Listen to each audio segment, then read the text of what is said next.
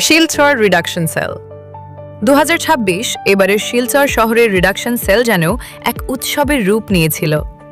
দূর দূরান্ত থেকে অসংখ্য মানুষ ভিড় জমিয়েছেন শুধু কেনাকাটার আনন্দে অংশ নিতে।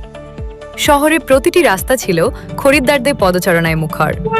কেউ নিজের পরিবারের জন্য প্রয়োজনীয় জিনিসপত্র কিনছেন, আবার কেউ প্রিয়জনদের জন্য বেছে নিচ্ছেন সুন্দর পোশাক।